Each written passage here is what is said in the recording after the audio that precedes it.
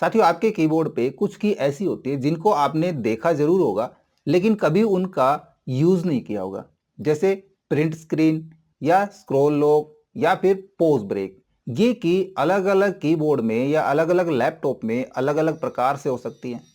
इनकी स्थिति अलग जगह हो सकती है या फिर पॉज ब्रेक इकट्ठा एक ही की पे मिल सकता है या पॉज का अलग मिल सकता है और ब्रेक का अलग मिल सकता है। इसी प्रकार एक की होती है प्रिंट स्क्रीन, उसके ऊपर आपको दो फंक्शन भी मिल सकते हैं, प्रिंट स्क्रीन का या फिर सिस्टम फ्रीक्वेंसी का। तो इन सभी का इस्तेमाल क्या है, कैसे हम इनको यूज करेंगे, ये जानेंगे इस वीडियो में। तो इसमें अंत तक बने रहिएगा। नमस्कार साथियों, मेरा नाम है मनोज कुमार और आप देख रहे हैं कंप्यूटर ज्ञान गुरु चैनल। तो चलिए सीख लेते हैं। सबसे पहले बात करते हैं पॉज ब्रेक बटन की। अब देखिए, पॉज और ब्रेक ये दोनों अलग अलग काम करते हैं।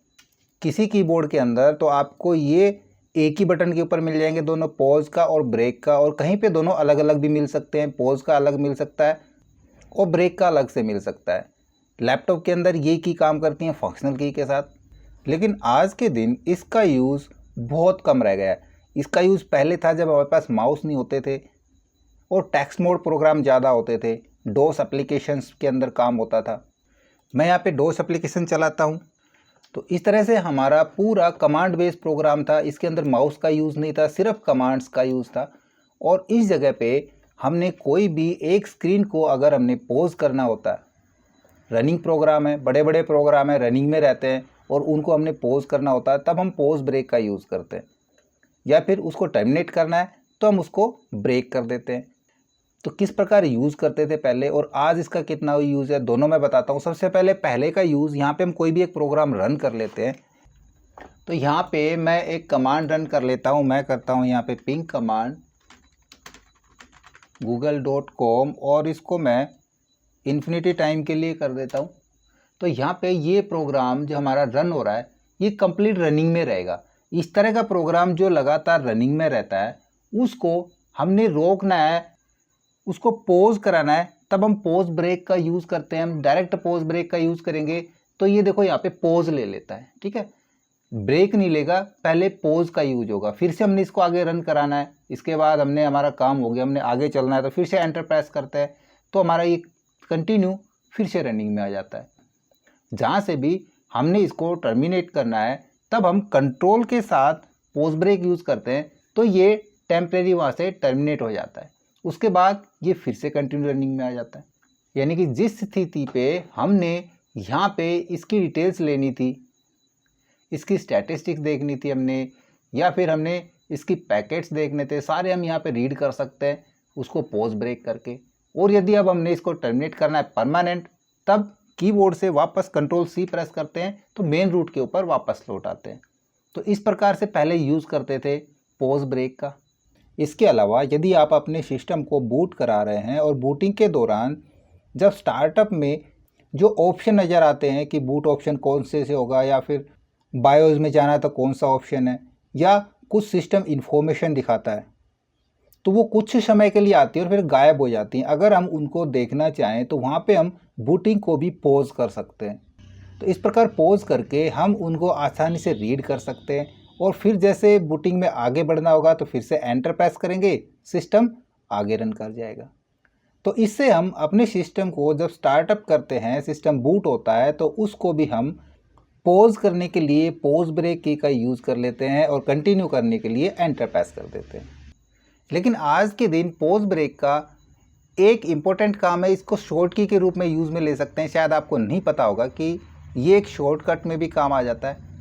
यदि मैं विंडोज़ के साथ पॉज ब्रेक बटन दबाता हूँ तो यहाँ पे जो हमारा कंप्यूटर सिस्टम है उसकी प्रॉपर्टीज़ ओपन हो जाती है। यहाँ से हम प्रॉपर्टी चेक कर सकते हैं। हम कंप्यूटर पे जाके, जैसे मैं यहाँ से क्लोज करता हूँ, राइट क्लिक यूज़ करके हम करेंगे प्रॉपर्टीज़, तो यहाँ पे कंप्यूटर की प्रॉपर्टीज़ होती हैं। इसके लिए शॉर्टकट के रूप में हम पॉज ब्रेक का यूज़ कर सकते हैं। विंडो के साथ हम पॉज ब्रेक यूज़ करते हैं तो हमारे कंप्यूटर्स की प्रॉपर्टीज़ ओपन हो जाएंगी। या फिर गेमिंग के दौरान हम गेम को पॉज करना है, कंट्रोल पॉज यूज़ कर सकते हैं।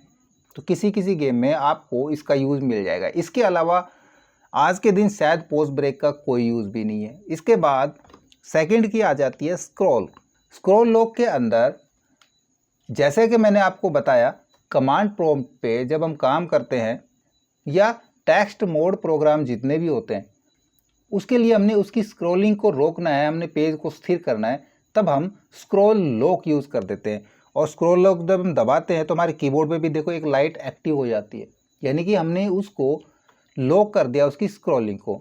अब इसका यूज़ आज मैं करके दिखाता हूँ, कोई सिर्फ एक्सेल के अंदर इसका यूज हो सकता है। हम एक्सेल ओपन करते हैं, इसको मैं क्लोज कर देता हूँ, एक्सेल में चलते हैं और यहाँ पे देखिए स्टेटस बार के ऊपर आपको नज़र आ रहा है रेडी, है ना।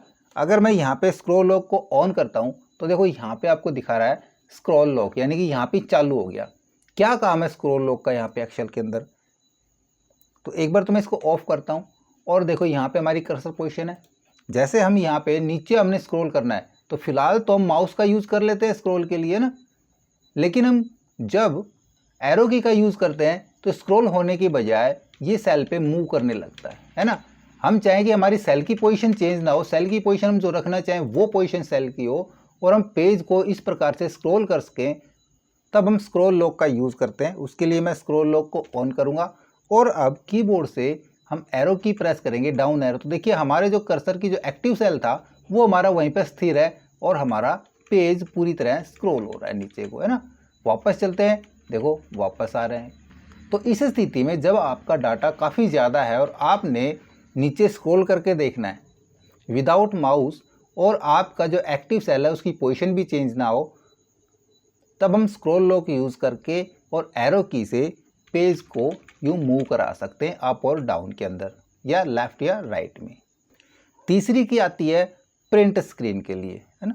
ये अलग अलग होते हैं, कहीं पे तो आपको लिखा मिल सकता है SRCL के, कहीं पे मिल सकता है SL के, कहीं पे SCL के, या इसके साथ आपको एक चीज़ और मिलेगी प्रिंट स्क्रीन के साथ उसी बटन के आपको SYSRQ यानी कि सिस्टम रिक्वेस्ट का। तो इन दोनों का ही यूज़ मैं बता देता हूँ। देखिए कई बार ऐसा होता है कि हमने किसी ख़ास स्क्रीन का, अब यहाँ पे इस स्क्रीन को हमने सेव करना है, इसका स्क्रीनशॉट चाहिए, या कोई ऐसा वेब पेज आपके पास ओपन हो गया जिस वेब पेज को हम कॉपी नहीं कर सकते वहाँ से, या हमारे पास स्क्रीनशॉट का कोई अदर ऑप्शन नहीं है और जो स्क्रीन आपके सामने खुली हुई है आपने उसका स्क्रीनशॉट भी चाहिए, तब हम सीधा प्रिंट स्क्रीन को प्रेस करेंगे और माइक्रोसॉफ्ट पेंट या फिर माइक्रोसॉफ्ट वर्ड के अंदर जाके मैं यहाँ पे पेंट ओपन करता हूँ और यहाँ पे कर देंगे कंट्रोल V, तो जो स्क्रीनशॉट हमने लिया था देखो उसका यहाँ पे स्नैप आ गया। या फिर माइक्रोसॉफ्ट वर्ड में भी ले सकते हैं, एक्सेल में भी पेस्ट करा सकते हैं स्क्रीनशॉट को, हमको जहाँ पे चाहिए वहाँ पे ये स्क्रीनशॉट हम प्रिंट स्क्रीन से ले सकते हैं।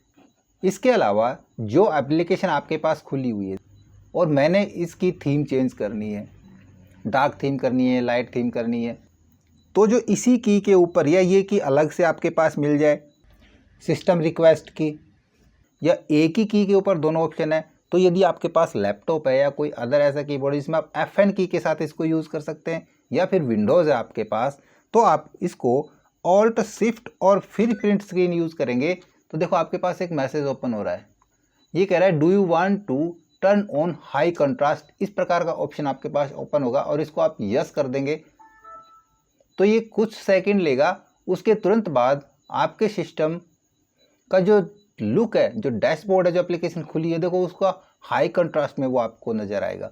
यदि आपने इसको बाय डिफ़ॉल्ट करना है उसी प्रकार से, तो फिर से Alt Shift और फिर से प्रिंट स्क्रीन को प्रेस करेंगे तो एक पिंक की आवाज़ के साथ कुछ वेट करेगा और उस वेट के तुरंत बाद आपका स्क्रीन पहले के जैसे बाय डिफ़ॉल्ट हो जाएगा।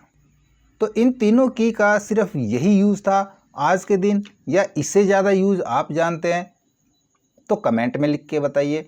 और धीरे धीरे आगे जितना हमारा अपग्रेड सिस्टम होता जा रहा है उनमें से लगभग पॉज ब्रेक को तो हटा दिया गया है, स्क्रॉल लॉक बचा है वो भी धीरे धीरे गायब हो जाए क्योंकि हमारा माउस है सारा काम कर देता है। तो ये की शायद भविष्य में आपको देखने को नहीं मिलेंगी, राइट।